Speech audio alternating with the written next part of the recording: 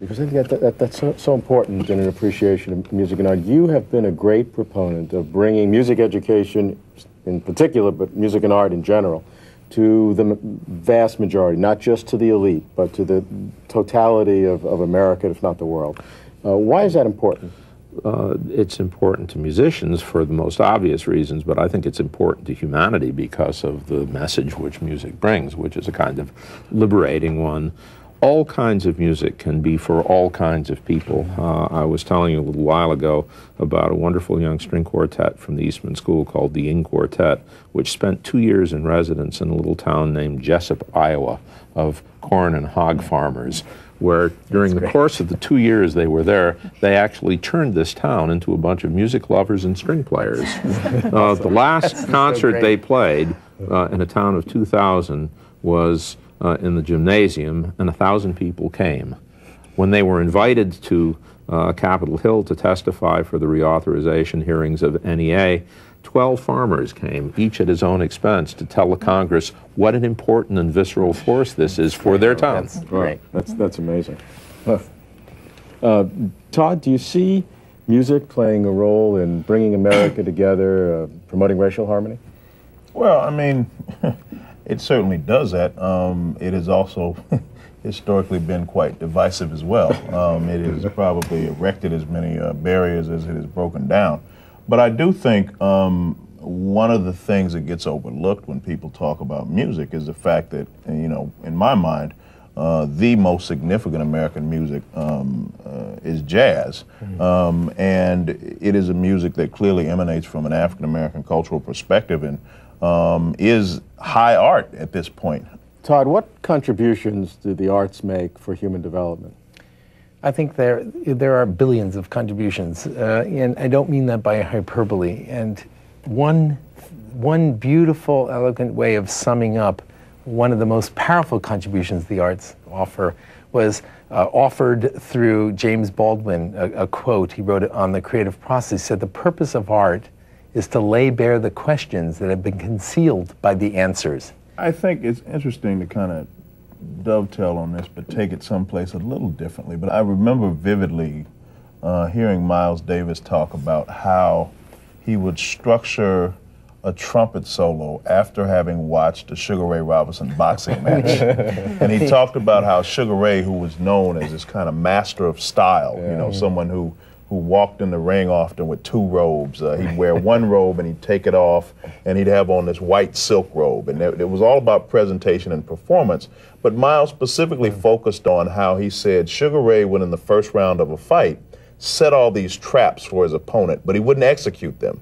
And then he would come back in the second round and he would execute one of those traps, and the fight would, of course, be over.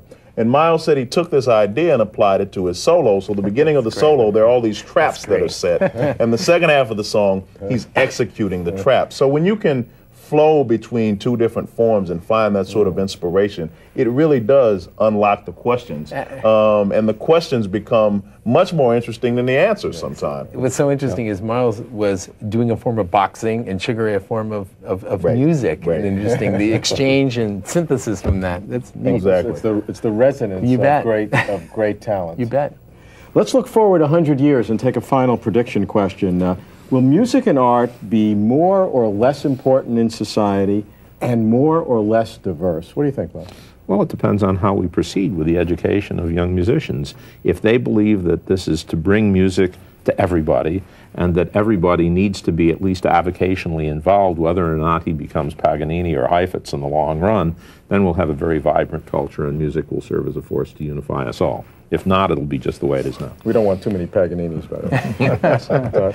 Not too many. I think that music and art, for me, are always organic. And as long as there are people and the need and desire to create, there will always be art, and it will continue to be significant because this is a way that people throughout history have expressed themselves. And that is the beauty of it, because there's no way we can ever put any sort of restraints on this sort of organic process as it takes place. I think it's going to be core to tapping and developing human potential. I think, again, people are going to realize the enormous power it has to liberate the human spirit, to innovate, to do all the kinds of things that we use it in as we look at it in the most profound sense and develop it that way. So I think it's going to be central. Right? I think that following decades that have emphasized and foregrounded achievement in science, I think probably we are going to have a recurring interest in the fine arts. And I hope we do, and I hope that this continues to expand. I know recently we've seen the new art form of the screenplay, which is now a wonderful thing to major in when you're getting your MFA. That wasn't in place, you know, just a few years ago. Ray, with increasing technology? Well, as the technologist on the panel, I think society is going to be very different 100 years from now. We will have overcome our material needs, and we will have literally expanded our minds by merging with very intelligent non-biological entities. And what we're going to do with that is create art. Music, it's going to be in take on very different forms. We're going to have new art forms like virtual reality environments, and we're primarily going to be expressing ourselves through new forms of knowledge with these expanded mental faculties. Good music and art dig deeply into our psyches. But what's good? Some say that good music or art will improve with age, that the marketplace, given sufficient time, will sift diamonds from dirt. But fads are common, and rediscovered works can speak with surprising freshness. So it's up to each generation and history to say what endures. But if you feel the emotion and sense the insight, if the piece lifts and ennobles the spirit, that's enough to make the case for now. Such exhilaration is already closer to truth. I'm Robert Kuhn.